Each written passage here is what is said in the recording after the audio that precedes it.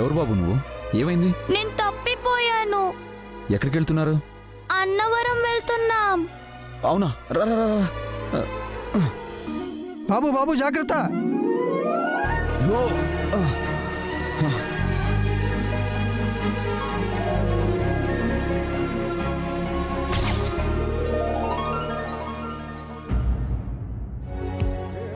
అవును, ఈ డాడీయే కదా ఆ రోజు నన్ను ట్రైన్ ఎక్కించిన డాడీ? నువ్వెంత మంచివాడివి డాడీ. నేనే నీ డాడీనని ఆ రోజు ఎందుకు చెప్పలేదు? హా, ఫస్ట్ మమ్మీకి థ్యాంక్స్ చెప్పాలి. Mummy mummy mummy.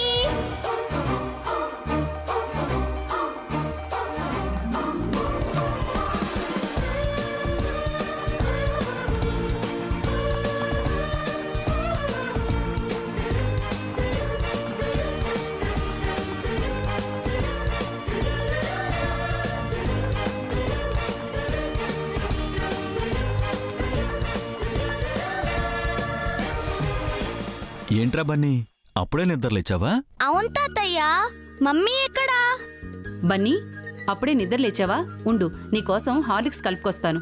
వద్దమ్మా, మమ్మీ ఎక్కడా? ఎందుకురా పొద్దున్నే అమ్మని అడుగుతున్నావు? మమ్మీ ఎక్కడుందో చెప్పు తాతయ్య. మమ్మీకి థ్యాంక్స్ చెప్పాలి. థ్యాంక్స్ ఎందుకురా? డాడీ ఫోటో నా దిండు కింద పెట్టింది.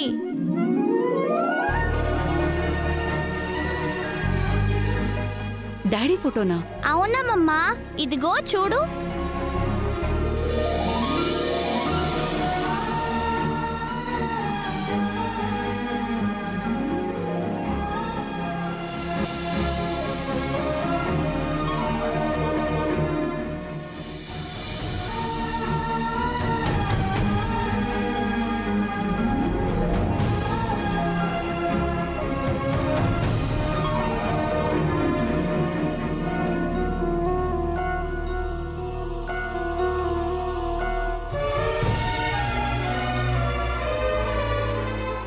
డాడీయే కదా నన్ను రైలు ఎక్కించింది.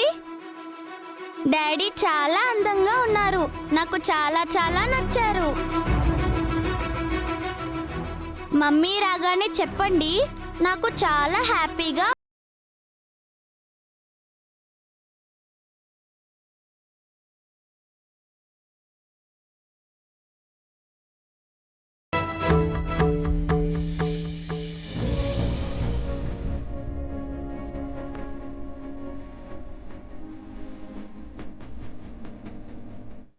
అబ్బా, చాలా బాగున్నారు నాన్న.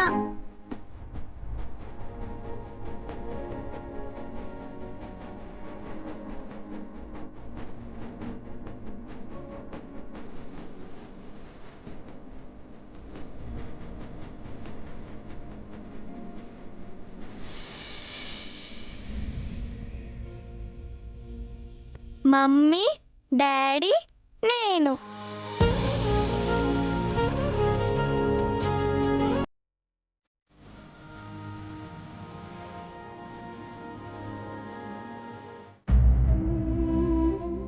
ఏంటండి ఇది? ఏముంది, వసు పెళ్లి కొప్పుకుంది.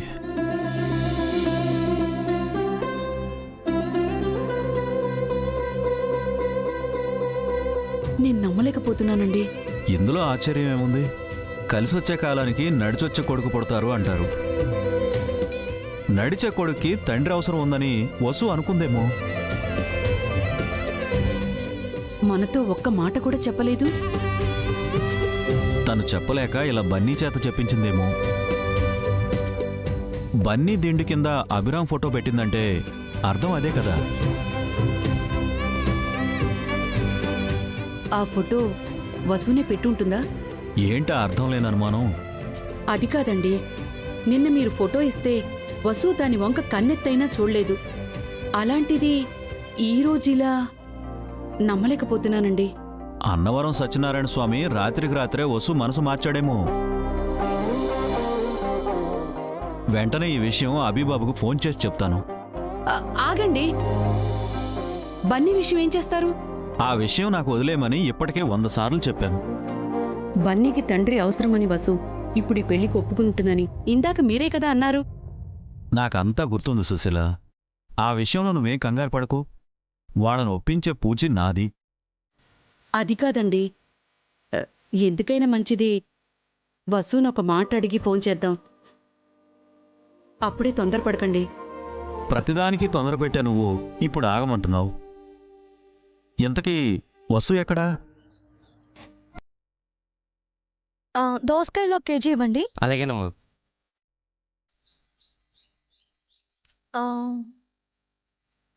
పట్టండమ్మా. నిమ్మకాయలు 1 5 ఇవ్వండి. పచ్చిమిరపకాయలు 1 పావు కిలో ఇవ్వండి. సరేనమ్మా. మంచిగా చూసి చూసే ఇవ్వండి. వేస్తున్నానమ్మా. ఫ్రెష్గానే ఉంటాయమ్మా.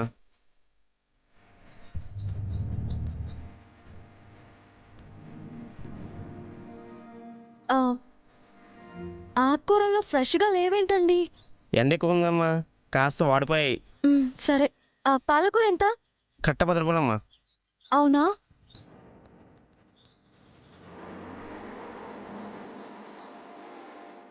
డ్రైవర్ కారాపు.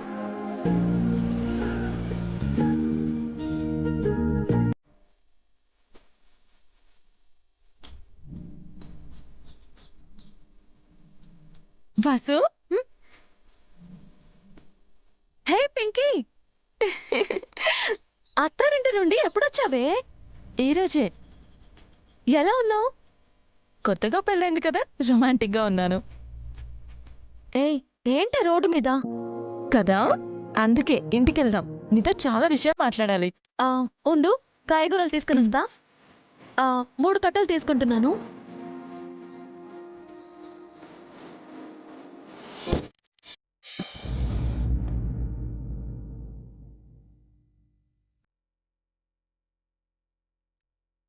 మొత్తం ఎంత అయింది? 100 రూపాయలమ్మా. అబ్బా వసు, తొందరగా రావే.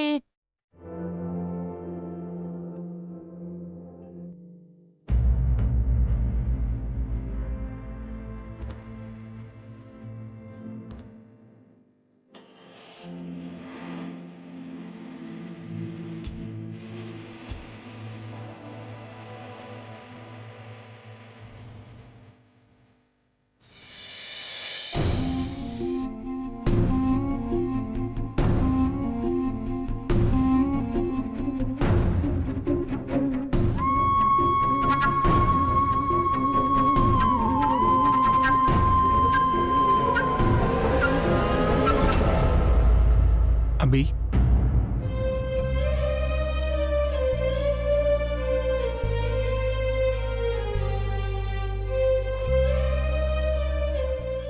అమ్మతో నేను నిర్ణయం చెప్పి చాలా మంచి పని చేసావురా. అవునభి, అత్తయ్య చేస్తోంది తప్పు అని తెలిసినా ఎదిరించి చెప్పలేకపోయాను. నీది చాలా మంచి మనసు అభి. ఇప్పుడు నేనేమంత గొప్ప పని చేశానని నన్ను ఇంతలా పొగుడుతున్నారు? లేదురా, నేను నీకంటే ముందు పుట్టినా నీ ఆలోచనలు నాకంటే ముందుంటాయి. ముందు చూపుతో నువ్వు ఆలోచించి గొప్ప పనే. మాకు 2 పిల్లలున్నారభి. వాళ్ళెక్కడో దూరంగా హాస్టల్లో చదువుకుంటున్నారు. చదువు కోసమే అయినా దూరంగా ఉన్న మా పిల్లల్ని మేం గుర్తు చేసుకొని రోజంటూ ఉండదు. అలాంటిది ఆ పిల్లల్ని శాశ్వతంగా వదులుకోమంటే ఏ తల్లికైనా ఎంత బాధగా ఉంటుంది. అలాంటిది ఆ తల్లికి నువ్వు ఆ బాధని తప్పించావు. తల్లి తండ్రి లేనప్పుడు అనాథగా బ్రతకడం వేరు, తల్లి ఉండి దిక్కులేనివాడుగా బ్రతకడం వేరు. ఆ పసి మనసుకి నువ్వు ఆ కష్టం రాకుండా చేస్తున్నావు. నువ్వన్న మాటలకి ఈరోజు అత్తయ్య బాధపడొచ్చు, కానీ తల్లి కళ్ల ముందు సంతోషంగా ఉన్న ఆ పిల్లాడి నవ్వుల్ని చూసి ఏదో ఒక రోజు అత్తయ్య కూడా ఆనందపడతారు. ఆ రోజు నీ నిర్ణయం సరైందని అమ్మే ఒప్పుకుంటుందిరా. అను కీర్తిలతో సమానంగా ఆ పిల్లాన్ని చూసుకుంటుంది. మీ వదినలాగే ఆ అమ్మాయిని కూడా ఇష్టపడుతుంది. ఏంటభి నిశ్శబ్దంగా ఉన్నా? ఏదైనా మాట్లాడు. ఏం మాట్లాడమంటావు వదినా? మాటల్లో నువ్వు పొదుపని తెలుసు, కనీసం నీ ఫీలింగ్స్ అయినా చెప్పరా. నేను చెప్పడం కాదన్నయ్య, మీరే అర్థం చేసుకోవాలి. ఒక ఆడదాని మనసు ఇంకో ఆడదానికే అర్థమవుతుంది అంటారు. అలాంటిది మగాడి వయ్యుండి ఓ అమ్మాయి బాధని అర్థం చేసుకున్నావు. ఇంతకంటే నిన్నేం అర్థం చేసుకోవాలి అభి? మీరందరూ అమ్మ గురించి, ఆ అమ్మాయి గురించి, తన కొడుకు గురించి చెప్తున్నారు. నా గురించి ఎవరూ ఆలోచించరేం వదినా. నీ గురించి ఆలోచించబట్టే కదరా ఈ పెళ్లి చేస్తుంది. నేనంటుంది మళ్ళీ చేసుకుంటున్న పెళ్లి గురించి కాదు, నా మొదటి పెళ్లి గురించి.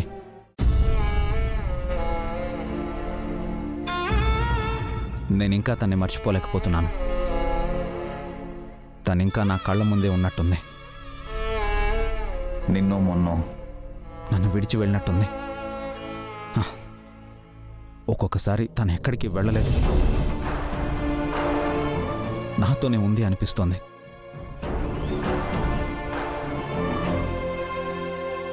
ఈ కండిషన్లో ఇంకొక అమ్మాయిని ఎలా యాక్సెప్ట్ చేయాలో అర్థం కావడం లేదు. నా పాత జ్ఞాపకాలతో వచ్చే ఆ అమ్మాయిని బాధ పెడతానేమోనని భయంగా ఉంది. ఏం కాదభి, వాళ్ళకి నీ గురించి అన్ని విషయాలు చెప్పాం. ఆ అమ్మాయికి కూడా ఇది రెండో పెళ్లి. అవునరా, తనతో నీకు ఏ ఇబ్బంది ఉండదు. ఇబ్బంది నాకు కాదన్నయ్య, తనకి. మగవాడికి రెండో పెళ్ళి ఒక అవసరం మాత్రమే, కానీ ఆడపిల్లకి రెండో పెళ్ళంటే మరో కొత్త జీవితం.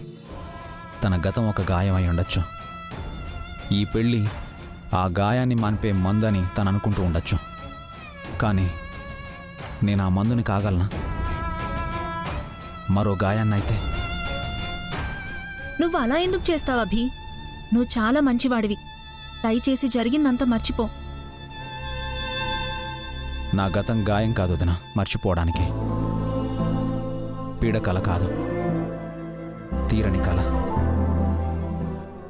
నేనింకా ఆ కలలోనే ఉన్నాను. కళ జీవితం కాదభి, మెలకువల చేసేదే జీవితం. కలకు మెలకువకు మధ్య స్ట్రగుల్ అవుతున్నాను అన్నయ్య. నాతో నేనే ఫైట్ చేస్తున్నాను. పెళ్ళైతే అంతా సర్దుకుంటుందభి. పాత జ్ఞాపకాలు ఎండుటాకుల్లా రాలిపోయి కొత్త చిగురులొస్తాయి. నీ జీవితం అంతా వసంతమవుతుంది. ఆ ఆశతోనే నీకీ పెళ్లి చేస్తున్నాం. నాకైతే ఏ ఆశ లేదు వదినా.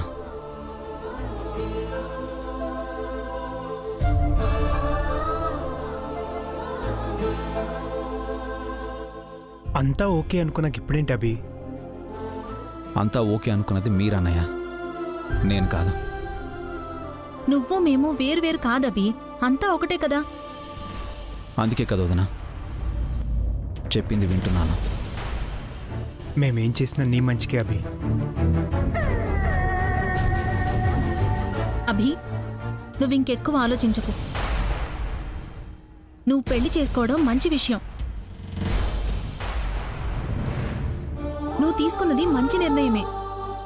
ఆ అమ్మాయికి భర్త అవుతున్నావు, ఆ పిల్లాడికి తండ్రి అవుతున్నావు. నీ వల్ల 2 జీవితాలు సంతోషంగా ఉండబోతున్నాయి అభి.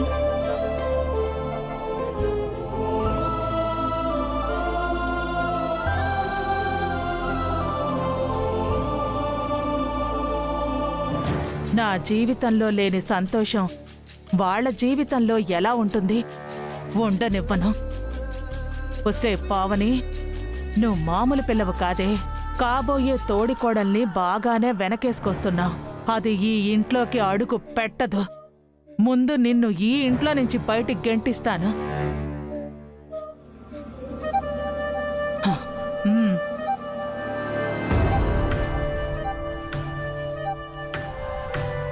వదిన ఎక్కడా?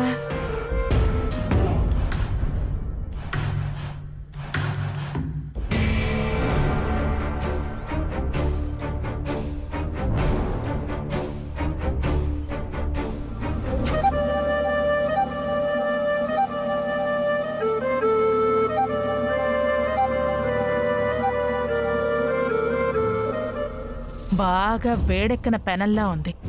ఆ వేడికి ఇంకాస్త సెగ తగిలిస్తాను.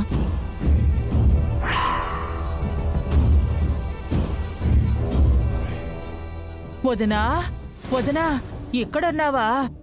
ఈ ఇంట్లో ఏం జరుగుతుందో ఏమీ అర్థం కావట్లేదు వదినా. కడుపు చించుకుంటే కాళ్ళ మీద పడుతుంది అన్నట్టుగా ఉంది. ఏం జరిగింది వదినా? నా నోటితో నేను చెప్పలేను వదినా. చెబితే చాడీలంటారు, చెప్పకపోతేనే నీకు ద్రోహం చేసిందా నవ్వుతాను. అయ్యో భగవంతుడా, నాకే ఎందుకు ఇలాంటి పరీక్ష పెట్టావయ్యా? నేనేం పాపం చేశానని? నాకే పాపిష్టి కళ్ళు, చెవులు, నోరు ఇచ్చావు. వెళ్ళొస్తాను వదినా. ఆగొదినా.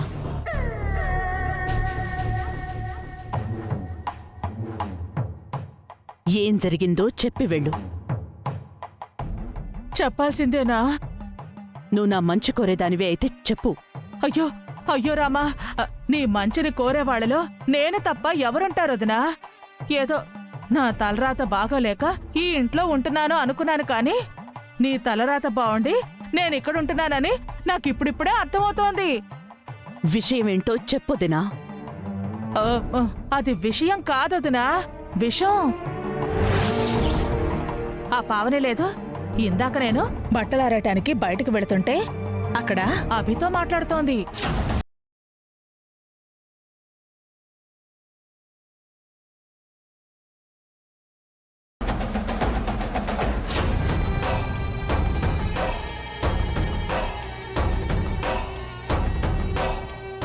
అభితో ఏం చెప్తోందో తెలుసా?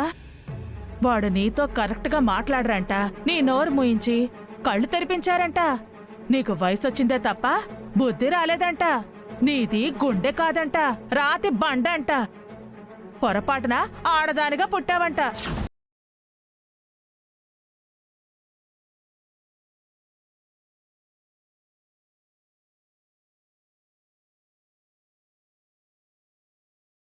చెబితే నువ్వు నమ్మవు. నీ కోడలపై నీకు అంత నమ్మకం మరి. అది సరే, అభి ఏమన్నాడు? ఏమంటాడొదినా? వాడికేమో ఈ పెళ్లి చేసుకోవడం సుతారమో ఇష్టం లేకపాయే.